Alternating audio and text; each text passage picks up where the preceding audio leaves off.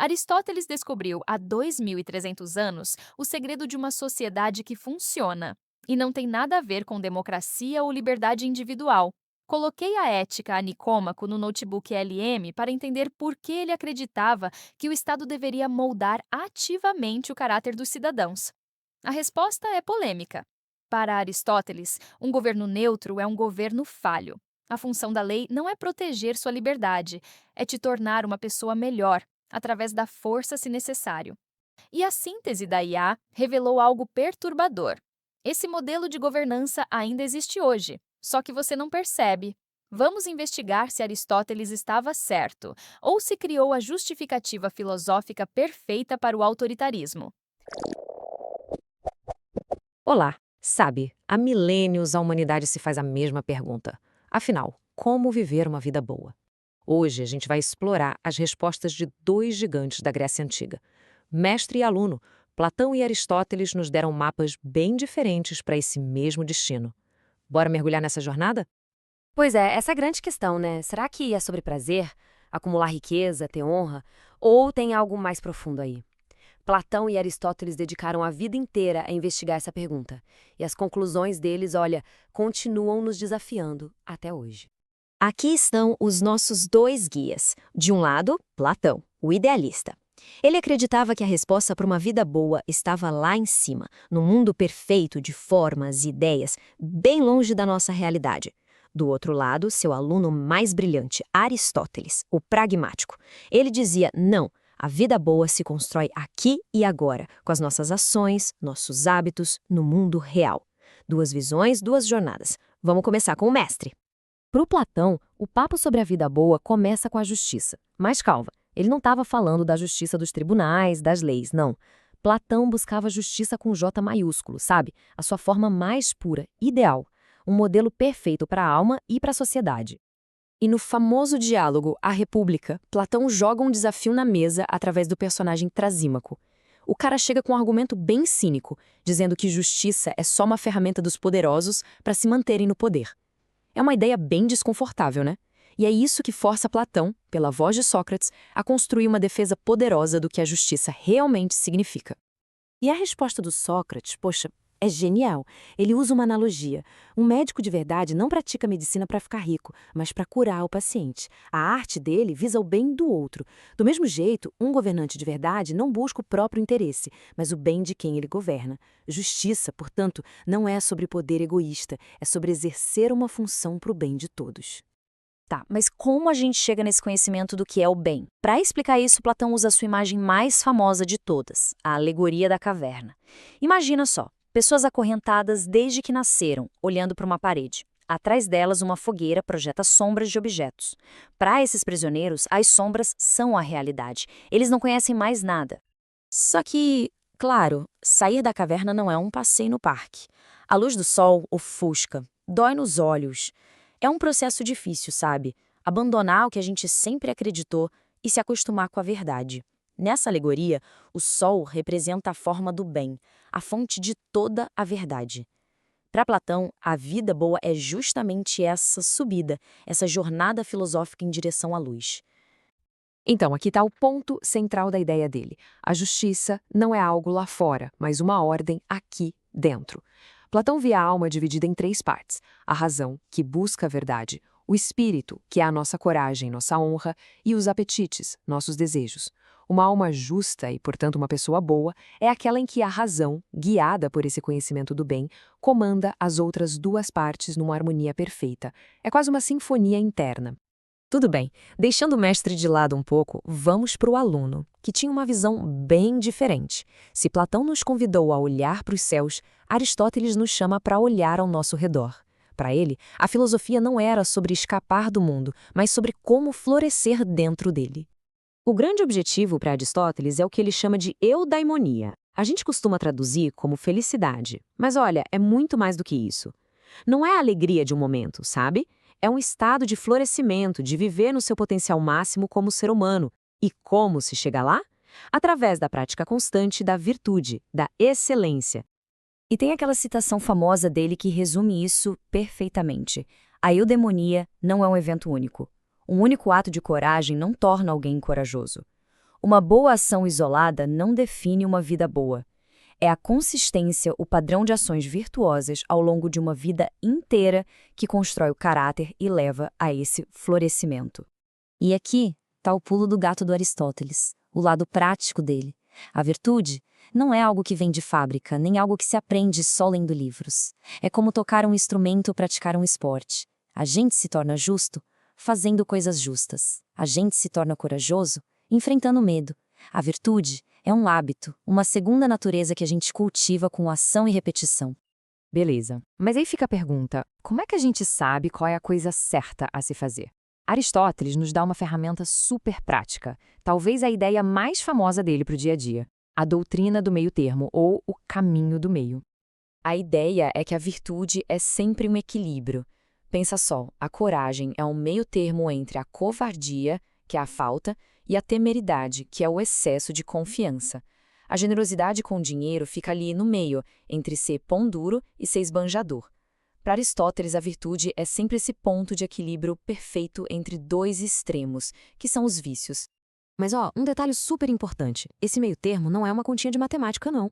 Encontrar ele em cada situação exige o que Aristóteles chamava de frônesis, a sabedoria prática. É a habilidade de sacar o que cada momento pede, sabe? Agir do jeito certo na hora certa pelo motivo certo. É uma habilidade refinada que a gente desenvolve ao longo da vida. E é isso que nos leva ao legado dessas duas ideias gigantescas. Dois caminhos bem distintos, mas ambos com uma influência profunda sobre como a gente pensa a vida, a ética e a felicidade até hoje. Então, botando lado a lado, o que a gente tem? Para Platão, a vida boa vem de dentro para fora. Começa com o conhecimento do bem, que gera uma alma harmoniosa. A chave é o conhecimento. Já para Aristóteles, a vida boa vem de fora para dentro. Começa com a prática de boas ações que formam hábitos virtuosos e constroem um caráter excelente. A chave é a ação. Harmonia interna contra equilíbrio na ação. No fim das contas, tudo isso nos deixa com uma reflexão, uma pergunta para a gente levar para a vida. A busca por uma vida boa é uma jornada para alcançar um ideal perfeito, como Platão sugeriu, ou é um projeto de construção contínuo, moldando o caráter, ação por ação, como Aristóteles defendia? Idealismo ou pragmatismo? A resposta, talvez, defina a jornada de cada um. Olá, vamos embarcar juntos numa exploração de ideias que, realmente definiram muito do pensamento ocidental. Hoje a gente vai fundo em textos clássicos. A República de Platão, aquele diálogo famoso. Incrível, né? E a Ética a Nicomaco de Aristóteles, que é um pilar da ética. Fundamental.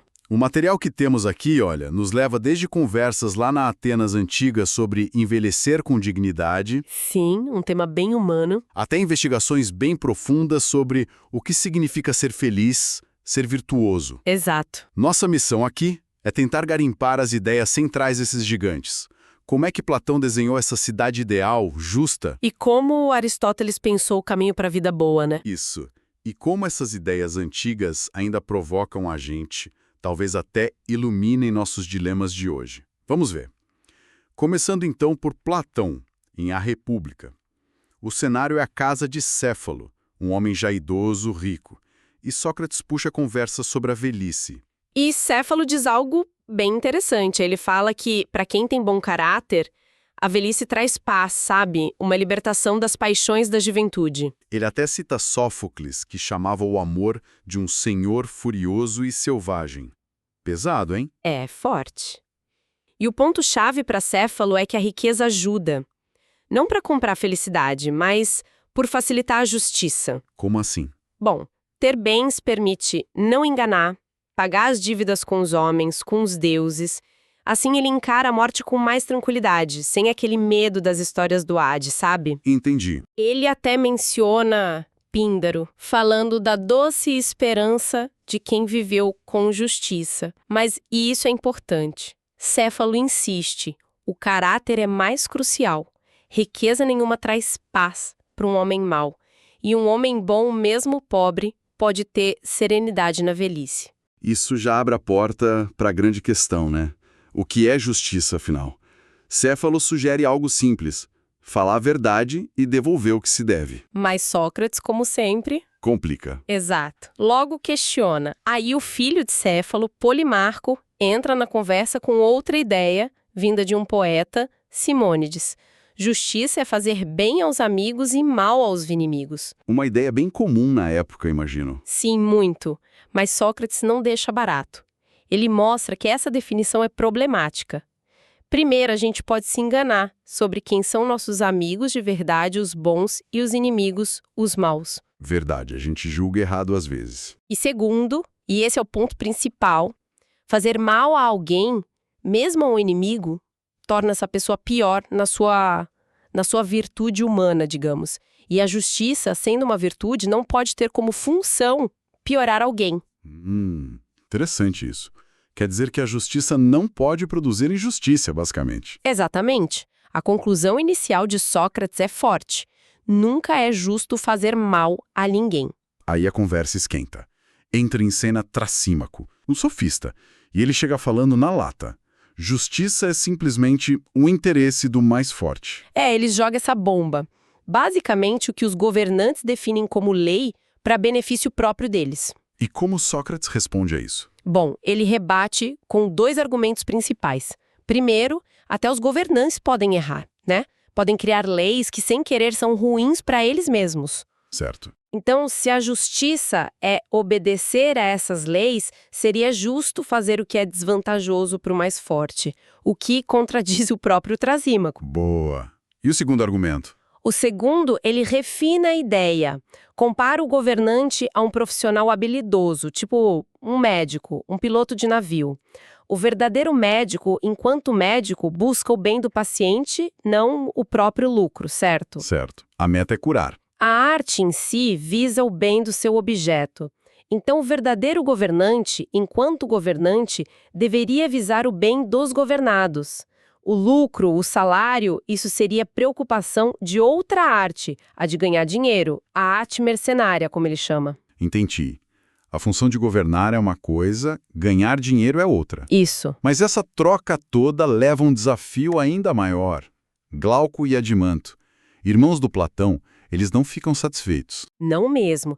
Eles querem que Sócrates defenda a justiça pelo que ela é, em si mesma, não só pelos benefícios ou pela boa reputação que ela traz. E eles usam exemplos fortes para pressionar Sócrates, né? Fortíssimos. A lenda do anel de Giges, aquele anel que deixa a pessoa invisível, Ah, sim. que permitiria fazer qualquer coisa sem ser pego. Exato.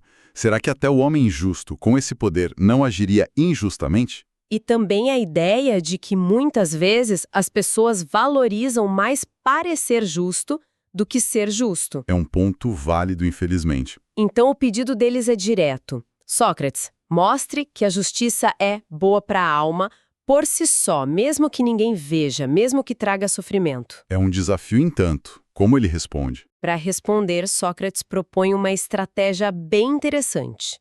Vamos analisar a justiça em letras grandes, ou seja, numa cidade inteira, para depois ver como ela funciona em letras pequenas, na alma individual. A famosa cidade ideal, Calípolis. Exatamente.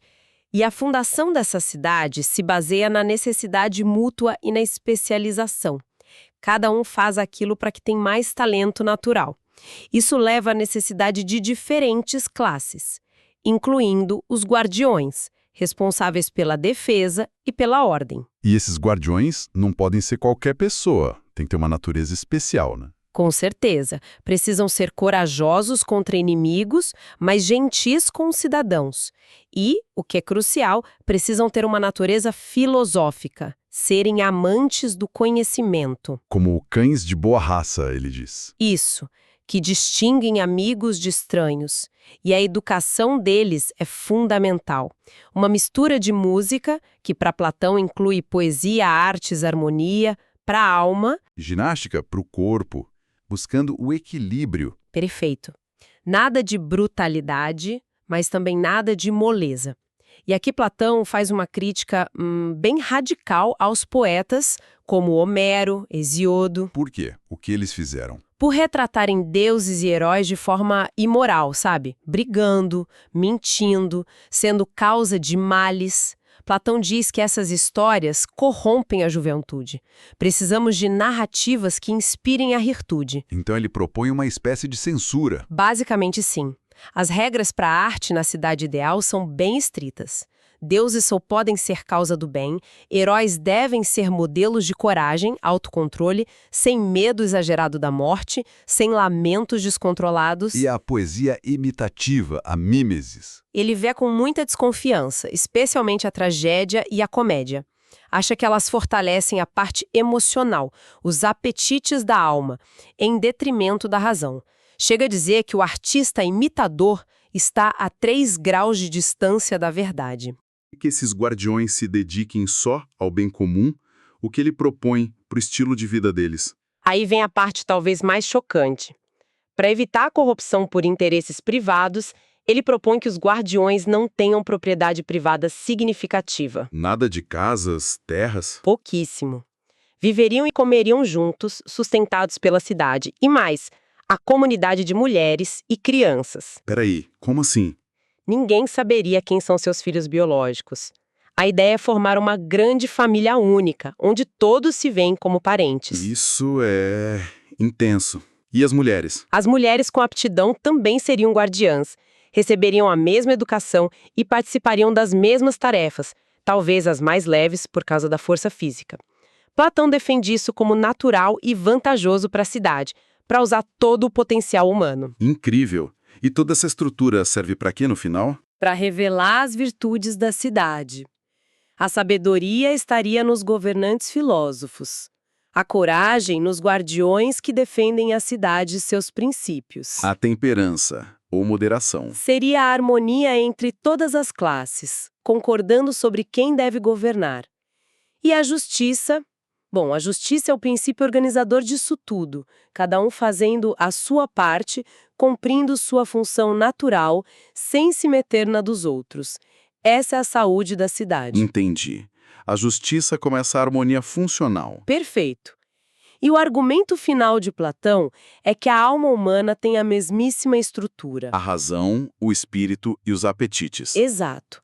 A razão, que deve governar, o espírito, a parte da coragem, da indignação, que é a aliada da razão, e os apetites, os desejos, a parte maior e mais difícil de controlar. Então, o indivíduo justo é aquele que tem essa harmonia interna. Sim, onde a razão, apoiada pelo espírito, comanda os apetites.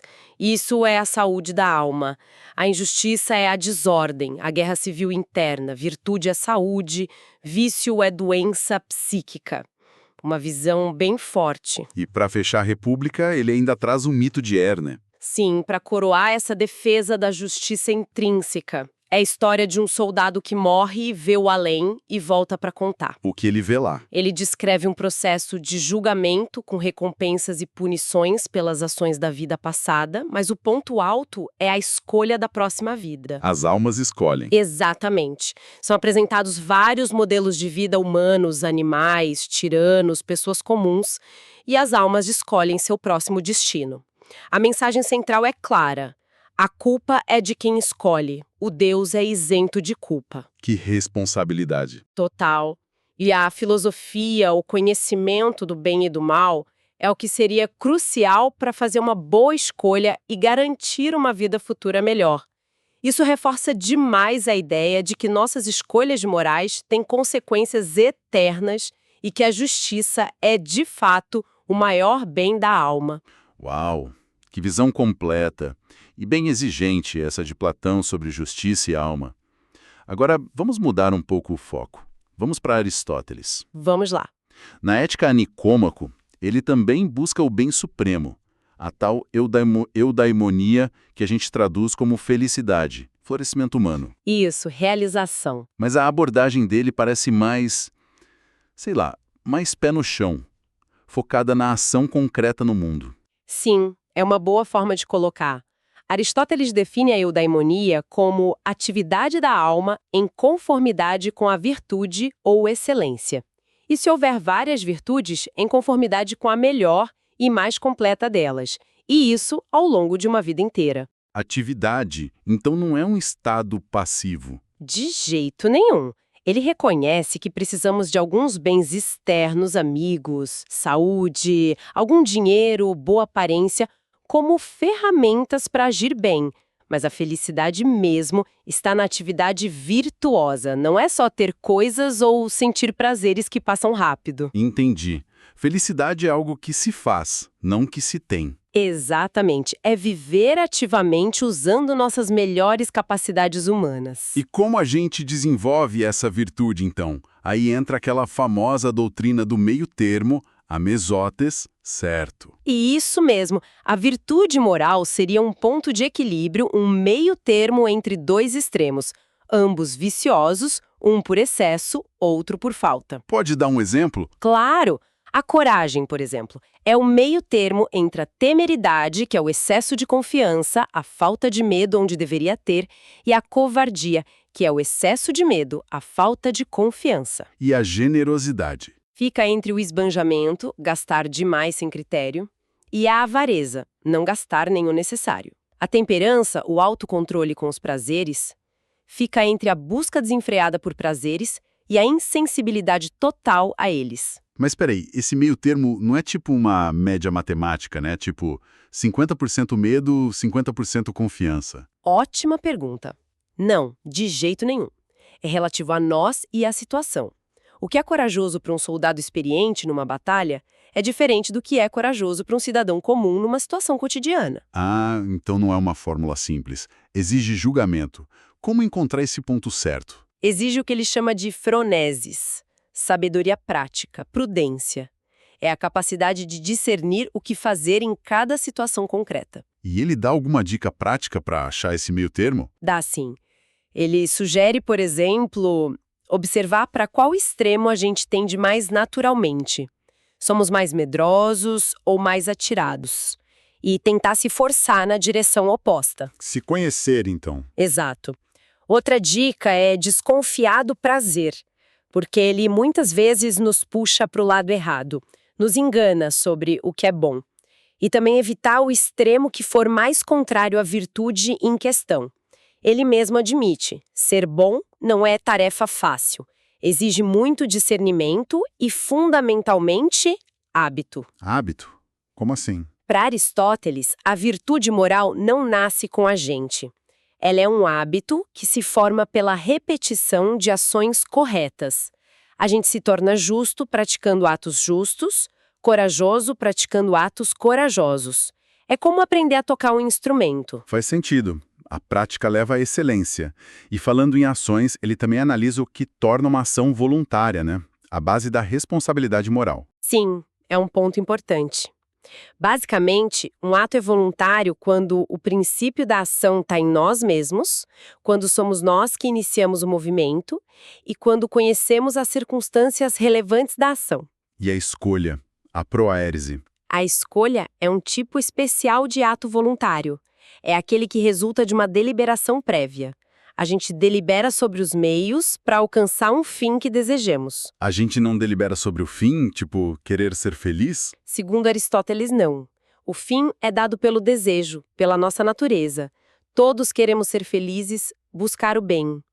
A deliberação é sobre como chegar lá, quais ações, quais caminhos levam a esse fim. Entendi.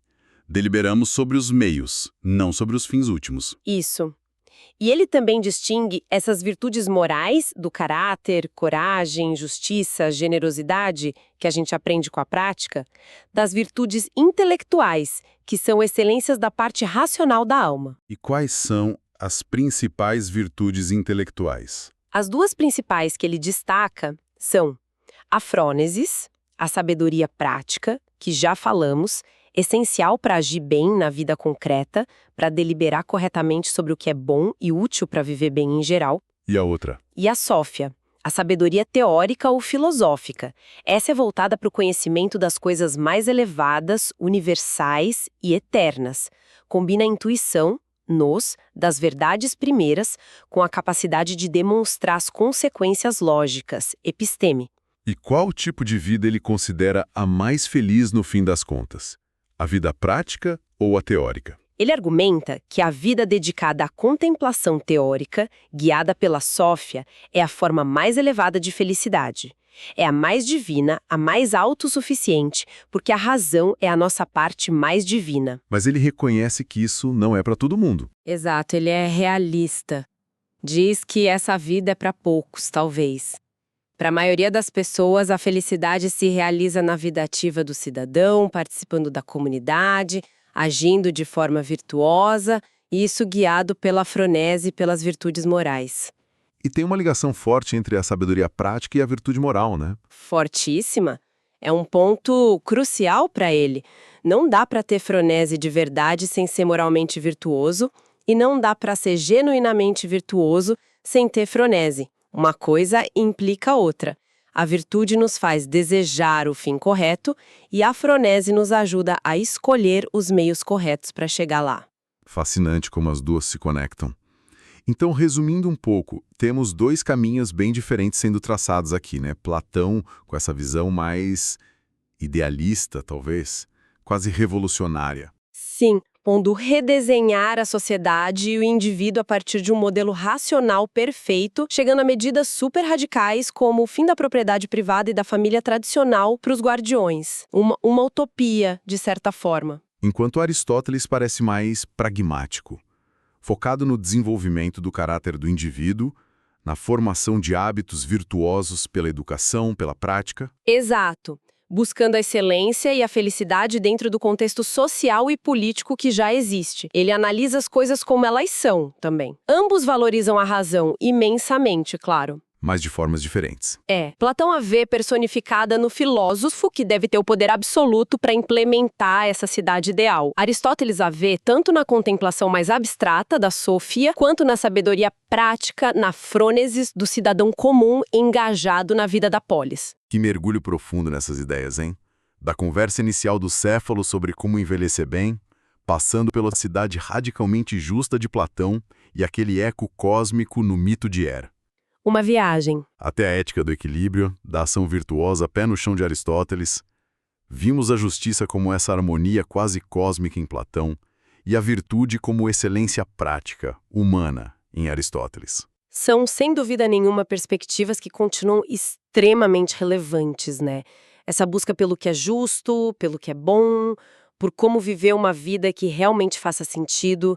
Isso é algo perene na experiência humana. E o legal é que Platão e Aristóteles não nos dão só respostas prontas, talvez. De forma alguma. Eles nos dão principalmente ferramentas poderosas para pensar sobre essas questões fundamentais. Provocações, quadro de referência. Fica então a provocação final, né? Hoje, diante dos nossos desafios, tanto coletivos quanto individuais, o que nos serve melhor? A aposta de Platão numa reestruturação radical, baseada no ideal de razão pura. Ou o caminho talvez mais gradual, mais prático de Aristóteles, focado em cultivar a virtude e a sabedoria no dia a dia, dentro das estruturas que a gente já tem. Onde é que a gente encontra mais pistas para um futuro melhor? Ou mesmo para uma vida pessoal mais realizada, mais florescida, como diria Aristóteles? Fica aí para a gente pensar.